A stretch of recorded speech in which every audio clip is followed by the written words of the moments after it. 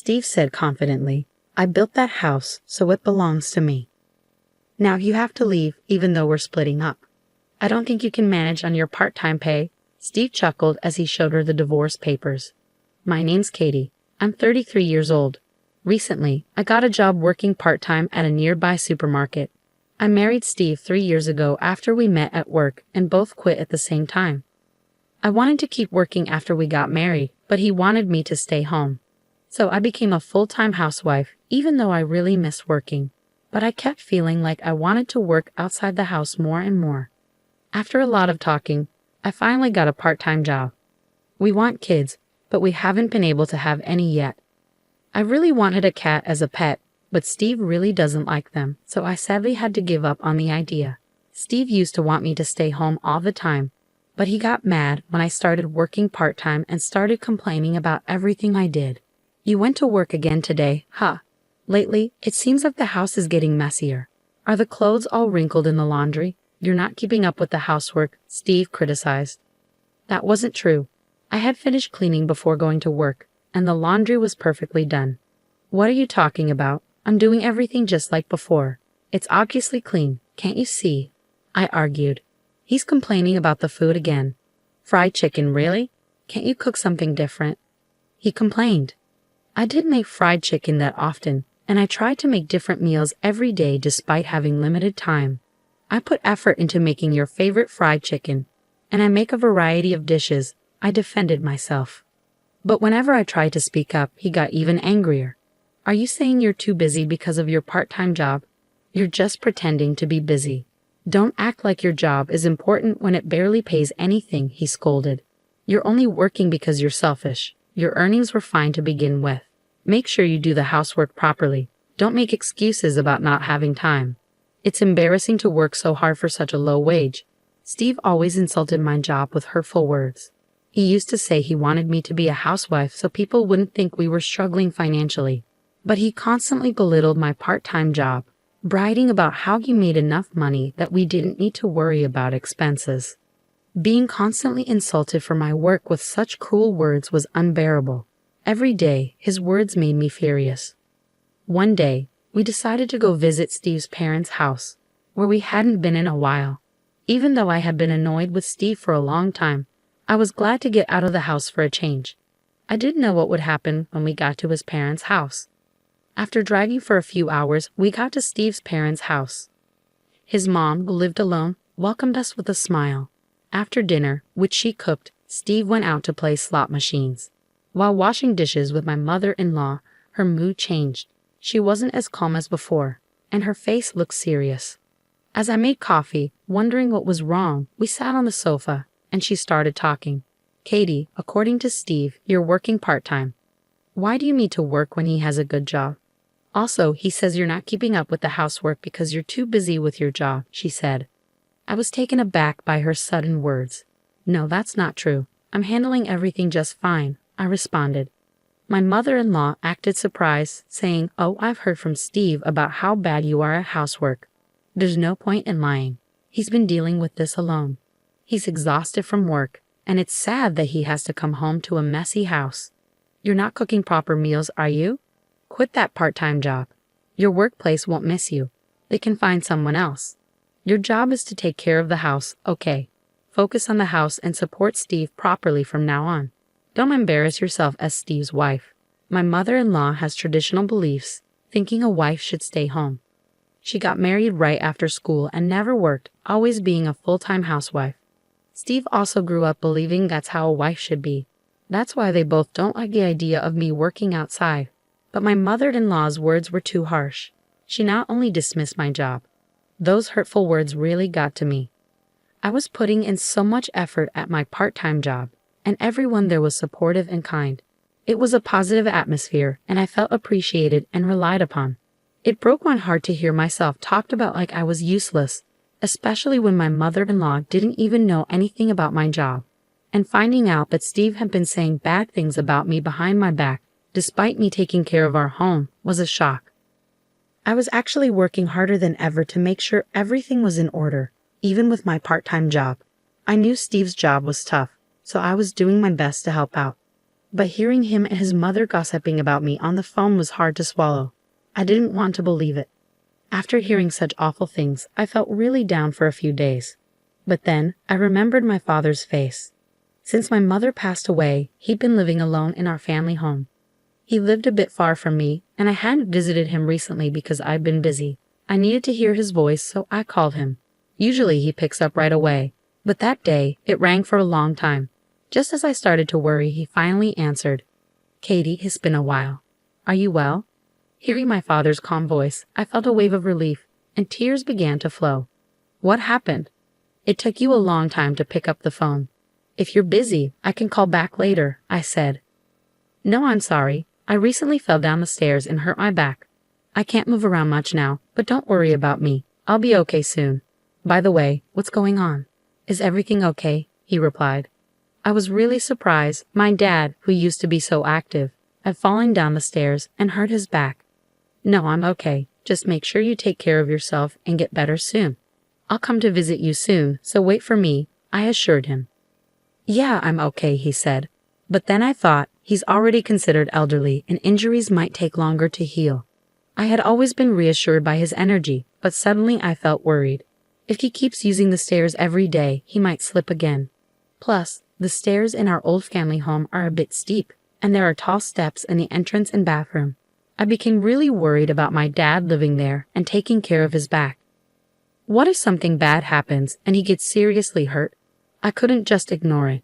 I always thought it would be nice to live closer to him, but now I knew I had to act fast.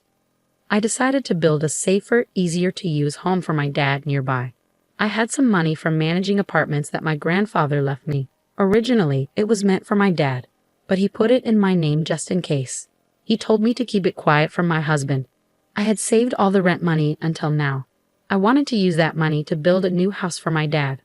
I felt really happy thinking about giving him such a great gift, especially since I hadn't been able to do much to help him before. Building the house would cost a lot of money, and I couldn't just keep it a secret. I needed to talk to Steve about it. I was nervous he might not agree and might get upset, but instead he said, "I understand. It makes sense to get him a new house, especially considering his age.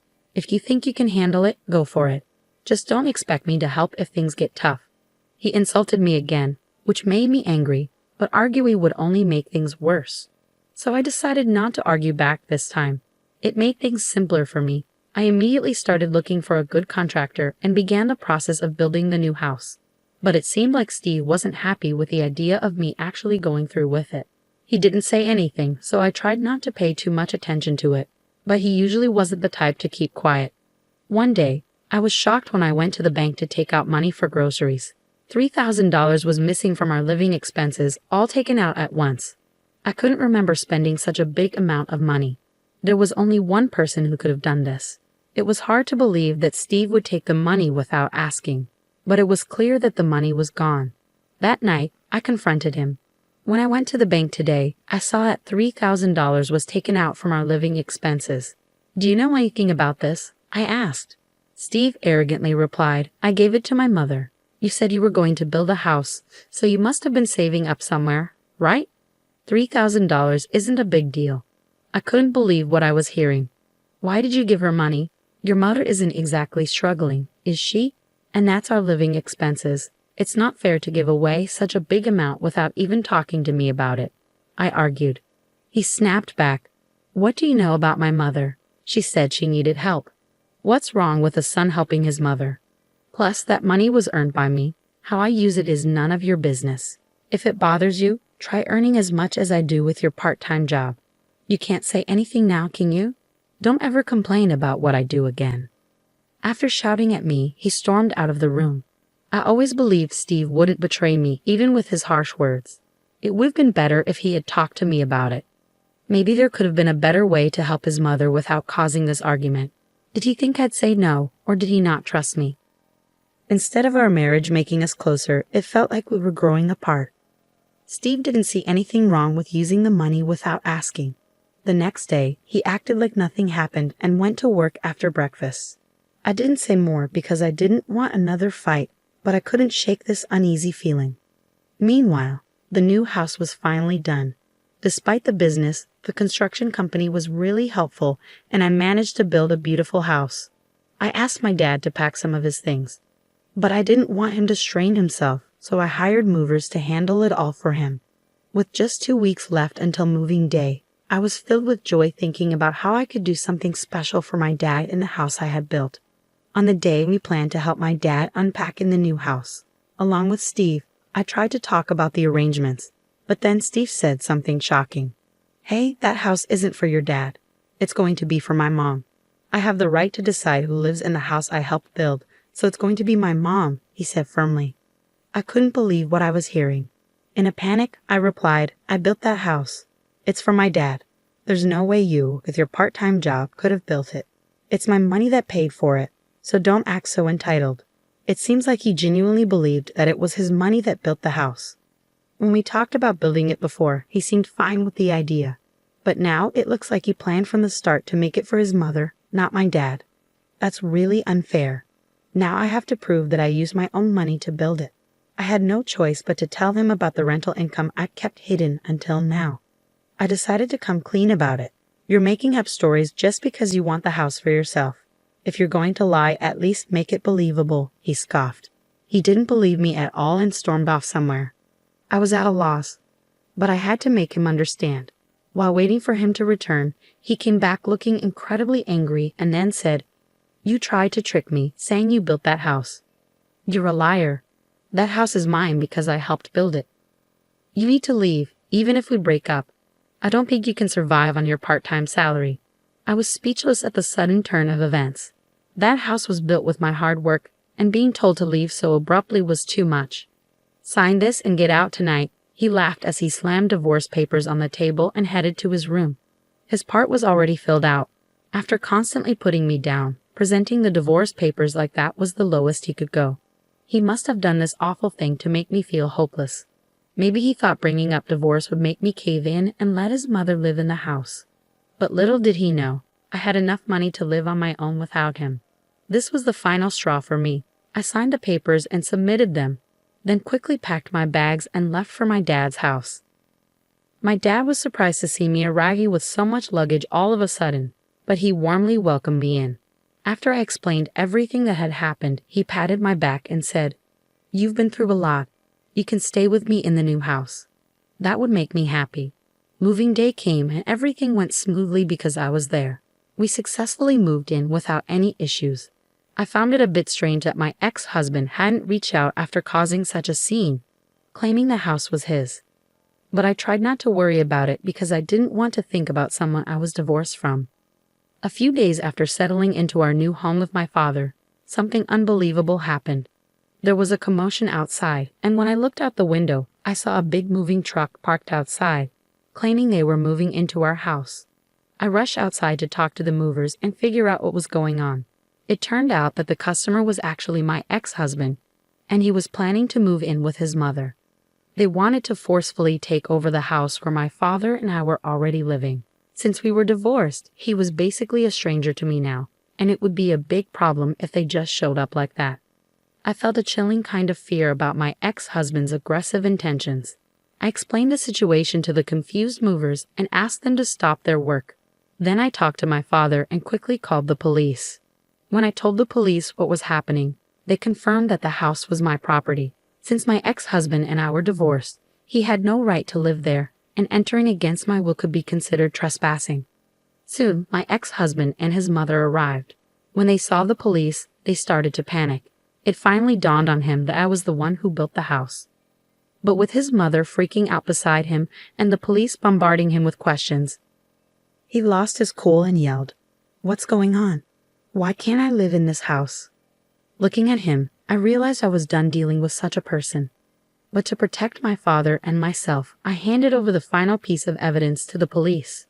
Although the situation calmed down thanks to their intervention, I later heard that my ex-husband faced serious consequences. He was so serious about living in the house that he canceled his apartment lease and even sold his mother's house, leaving him with no place to go. With a breach of contract fee demanded by the movers and a truckload of belongings, he found himself stranded on the street with his mother. The final piece of evidence I gave to the police was footage of the verbal abuse, essentially domestic violence, that my ex-husband subjected me to. Unable to endure his abusive language any longer, I had installed surveillance cameras to record everything. The footage showed me diligently doing housework while he constantly spewed unreasonable abuse. Using this evidence, I managed to further corner him. I hired a lawyer and sued him, eventually extracting a settlement.